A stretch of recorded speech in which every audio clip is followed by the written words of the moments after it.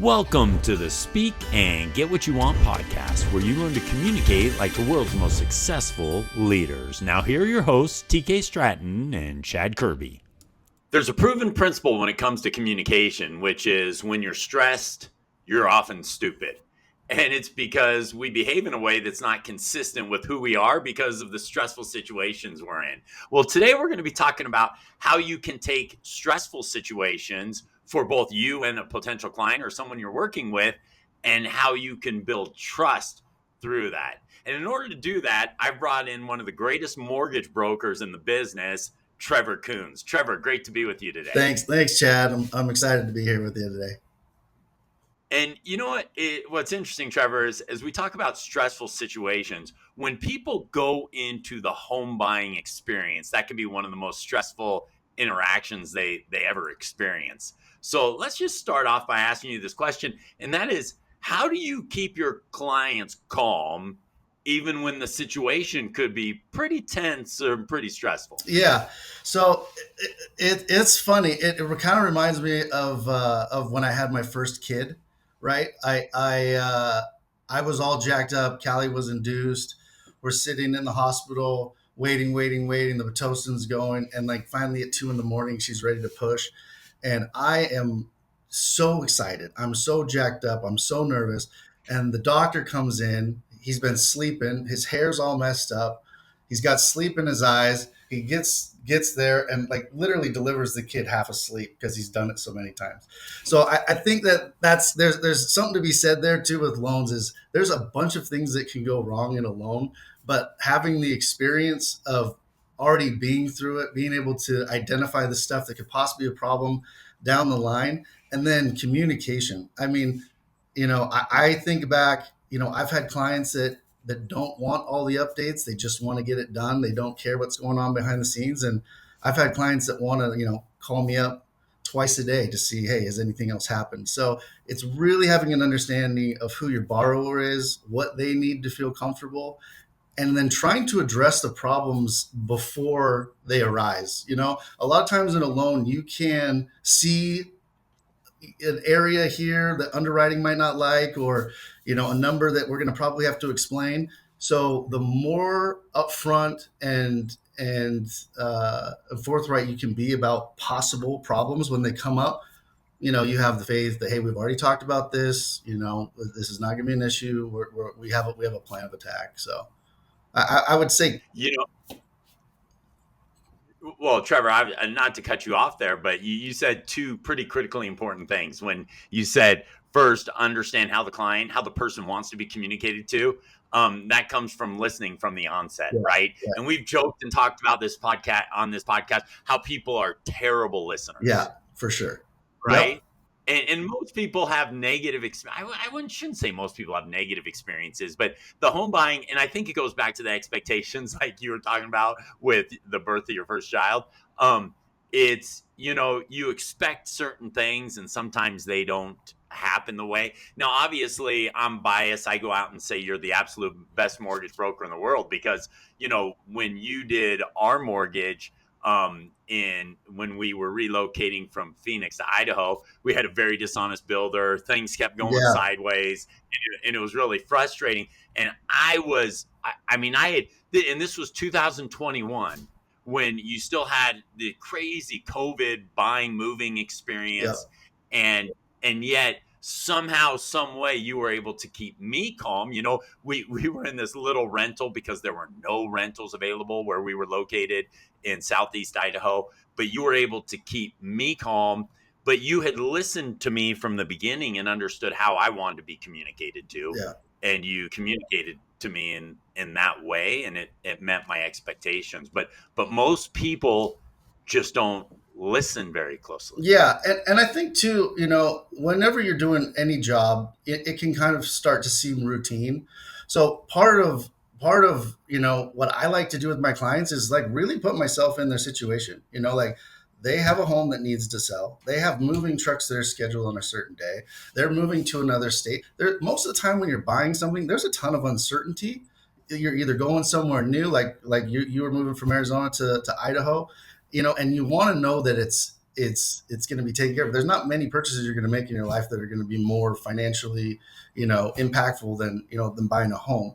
And so really kind of understanding that, these timelines and these people's lives are, they're trusting you in order to be able to hit these certain mile markers, so that when the moving trucks show up, or when it is time to make that next leap, they're able to do that. And I know it's frustrating because there are a ton of things, I've already said this, that can go wrong in a loan, and there are delays and there are hiccups and there are, stuff that you have to push back on. And so really understanding that is part of the communication too. And the last thing you want to do is hide information or say things are going smoothly when there's a problem that's arising, because you totally lose all of the credibility that you work so hard, and the rapport that you work so hard to establish with these people. So I really do try to, like, I know it sounds cheesy, but think of, like, if this was my sister, if this was my dad, if this was my cousin, would they, how would they feel? Treat them almost like their family. And like, most of the time, you go on vacation in the mortgage world and you're just available in another place, right? You're still doing the job, you're still answering your phone. And my wife, we were at Disneyland when we were trying to close yours, and Callie would laugh every day and be like, "Is that Chad calling for his daily update? Is that Chad that's blowing you up again about the loan?" I'm like, "Yeah," but she understands too, right? Like, this is people's lives. This is a big deal. So I always try to treat it as such. Okay, so why is it that and everyone listening to these podcasts I'm going to feel like they're in my camp here for a second, Trevor, when they say that, like, we don't like having hard conversations. Yeah, for sure. Nobody. I hate conflict. Right? I hate it. No, most of us are adverse. Most of us are wired to where we don't want to, bring up the difficult conversation. Yep. Right? That's not what we want to do. But you just said right there, you said, look, you just need to tell people, don't lie to them. Don't be dishonest to them, when a lot of us would rather just be like, maybe not say I'm going to be dishonest, but I'm just going to pretend right. That's not right. Or right. even with, an underwriting condition might be cleared, the next day. So you put off that realtor that's freaking out and their client's freaking out. I'm just going to put that person off. And then when I do talk to her, there'll be a solution. But that's not good either, because I've had so many referrals come from other realtors that were, on the listing side and not on the buying side, but that appreciated my communication and appreciated me being straightforward with them. And so sometimes conversations are hard, and sometimes it is like, hey, I don't have an update for you right now, but at least I'm answering my phone and I'm telling you I don't have an update. So right. Where most people just want to send you the voice message, and they're just like, "Oh, I don't have an update, so I'm not going to say anything to them." Exactly, and part of it too is, I can't think of any loans that have gone so bad that we didn't get them across the finish line. So sometimes you're a coach, sometimes you're a cheerleader, sometimes you're a friend, but really just letting them know, like, hey, this is not maybe going to happen in the timeline that we wanted to, but it's still going to happen. And so I think, one, identifying the problems up front and being crystal clear on what the snags could be. And then two, when the snags come, you just got to bite the bullet. You just got to tell them what's going on. You got to communicate with all parties. You got to let people know what's going on. And so, and also give them the confidence that you have the ability to fix the problem, right? Like, we've done this before. Right. It's going to be fine. There's a little bit of a setback, but we'll get it across the finish line. One of the things my wife Cassie always tells our kids is, successful people do it now, right? So, like, if they're supposed to take out the garbage or they're to do the dishes or whatever it is, and they'll be like, I will in a moment. And Cassie's always like, successful people do it now, right? And so I've always been out there preaching Cassie's doctrine of successful people do it now, successful people do it now. And I shared that at a conference I was speaking at. And someone later showed me a tattoo that they got on their arm that said "successful people do it now." But the reason why I share that, Trevor, is because that's what you're saying when it comes to communication. When we want people to trust us, especially through maybe tense situations, and we have something we have to share. Well, successful people do it now. Yeah. They share that communication right now. Now, with that being said, how do you balance between honesty and optimism when delivering what could be hard news? Yeah, that's a great question. I think a lot of it has to do with experience and knowing that this isn't the first time this problem has come up, right? And being able to say, hey, listen, this is a stumbling block for a minute, but we'll find a way around it, And part of that's your team, part of that's your processor, part of that is, the branch that I work for, and being able to have the tools in order to go outside the box or talk to an underwriter directly about a condition that I don't think that should be there.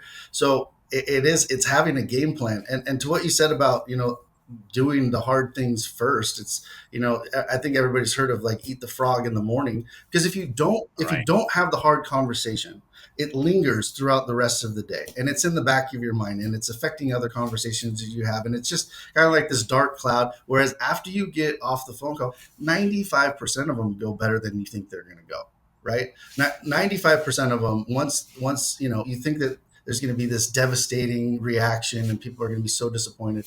But I find that with, being upfront, being honest, communicating throughout the process, 95% of those hard conversations go better than you have it made out in your mind to be this super, devastating thing. So I think, just kind of going straight at something, and then straight through to the solution. Well, and you know what? I think it does also come down to, Trevor, the intention that you have, and your intention is to always get people to where they need to Yeah. be, right? I hate the phrase someone just says, "Well, I'm brutally honest." And I Yeah. once heard someone say that those who are interested in being brutally honest are more interested in being brutal than honest, right? But Yeah. your intention isn't the brutality of it, but your intention is to get them to where they need to be so Yeah. that they have complete visibility into what's happening. Yeah, for sure. My dad's like that. He's the type of dude that can just say anything to anybody in the same monotone tone, and it doesn't affect him. He's just like, yeah, well, here's the truth. Here's how I see it. And I'm not saying that's just not my style. I'm way more of an empath, and I put myself in their shoes, and I don't want to overly, look at it through rosy glasses, because sometimes stuff comes up and we got to pivot, and we need letters, and we have time crunches, and like it's tough. But again, up to this point, there's nothing that's really stopped, you know, eventually crossing the finish line. Even real estate agents that want to make it difficult on the other end. So Well, and you used a word just a moment ago that I want to double click on here for a second, and that's you talked about empathy, because I remember getting extremely frustrated with our yeah, situation, right? And when our builder had liens against the home and he wasn't being honest, and all these different frustrations that we were having, and I remember you saying things like, "Oh man, Chad, that's brutal. That stinks." And you really acknowledged my frustration that I was in. But then you would say, "Okay, but let me tell you something. This is how we're going to get through this." And then you showed me the path moving yeah, forward. Now, what I appreciated was the fact that you allowed me to be frustrated for a second and not just discounted it and jumped into, "Okay, okay, yeah, yeah, yeah. Whatever, Kerby, we're going to be fine. This is how we're going to be fine," right? yeah. So what is it about you that allows you to really, because if everyone listening just would spend a moment and listen to what others are saying Mhm. and pause and really reflect for a moment and just be like, "Oh man, that's brutal." There was never a moment where you thought we weren't closing this loan, Right. but man, I was frustrated. Yep. But and you let me feel validated. I guess validated is the word I'm looking for, Yeah. you know. And so, is that something you do intentionally, or is it just something that comes naturally for you? Because a lot of people just want to jump to rescuing rather than validating. Yeah. I don't know. I'm a middle child, so I think that some of that is intrinsic in, trying to balance, my role in a kind of chaotic family. But really, just because I care about my clients, when it comes down Mm, to it, again, we're talking about probably the biggest purchase they're going to make, and it's different for everybody, because you have some guys that are, three or four or five properties deep, and they're buying another investment, and they know the game, and it's a different conversation. But with a right. first time home buyer, with someone that's moving from a different state, that's starting a new career, like you really gotta try to put yourself in their shoes to understand where they're coming from and how best to communicate with them. And I find that does kind of come naturally for me. Uh, I don't like disappointing people, and I don't like people to feel like, there's just no way to do it. So it is a healthy balance of trust me, like we got this, and the same as, yeah, man, I understand this sucks. Like, I totally understand that this is what, we were not hoping for this outcome, but XYZ, and we just keep going. Right. I love that. And I love that you just really focus on understanding where people are coming from. And in a world right now where it can continues to become more and more AI driven, Yeah. where people are dealing with a lot of bots rather than humans. That human touch that you bring to the table, where people feel validated, people feel listened to, people feel heard. That, I mean, there's no reason. For me, it's easy to see why you're so successful, because people feel that when they're with you. Yeah. Yeah. So, Trevor, let me ask you this question. If someone were saying, okay, Trevor, I hear what you're saying. How can I get better at that? How can I get better at, and it could be, the way you're able to always ask questions. Because for me, whenever you and I were having Yeah. a conversation, you were always asking a ton of Right. questions. And so, as you say, really understand where they're coming from. Is it the questions that really get you there? Yeah, it is, and a lot of that is up on the front end. A lot of it is okay. Tell me about your housing situation. Tell me about your family. Tell me about how many kids you have. Tell me about your job. Are you transferring somewhere? Like, the more information that I can get on the front end, the more that I can understand this person as more of a family member. And this sounds super cheesy. It's kind of like the brutally honest statement. But if you can look at someone like a sister or a brother, if you can kind of bring them into your family and say, this is what I would do for someone that I was related to, this is what I would do for an amazing friend, right? These are the times that I would allocate. These are the hours that I would answer that phone call, right? If you can do that with someone who starts as a stranger, that will, by the end of it, it's not hard anymore. Because I had a guy text me yesterday, happy Father's Day, thank you so much for helping me and my family get into a home. Like, that's not, that feels like an extension of a call I'd get from a brother or sister-in-law or something like that. And that's when I know it's working, is when they have the same feelings that I'm trying to project towards them. Is I want you to feel, when you come and we're going to do a deal together, that you feel like I'm going to fight for you, like you're one of my own. And Trevor, I appreciate you sharing all these things where you go, okay, listen, validate, empathize, really ask questions that help you understand where somebody's coming from. And that's just when you're, creating or helping someone with their mortgage, but it's in every aspect of our life. But let me ask you this: where do people go wrong when you're dealing with these high tense situations? Because I know, as great as you are, Yeah. and I honestly, I believe you're the best in the business. I know you've made Yeah, mistakes, and for I know sure. you've gone like, oh, that went sideways. Where do people go wrong in high stakes, tense conversations or I situations? feel like when anybody's looking to point a finger, it's going the wrong direction. I Mm, feel like looking for a scapegoat, trying to transfer ownership of the process. You know, I work with a lot of buyers, right? And the buyer is represented by my realtor that I'm working with, and then the seller is represented by another seller, another agent, and sometimes those seller agents are maybe not the most successful agents. They don't have the experience that a more seasoned, and they're with this economy, they're counting on this commission. And so they're emotionally attached to this outcome. It's so much is resting on this being completed that they might be looking at things a little bit too intensely. They might be, putting so many eggs in one basket that if there's a little hiccup, there's a freak out. So I, I try to just be a calming voice of it's all going to work out.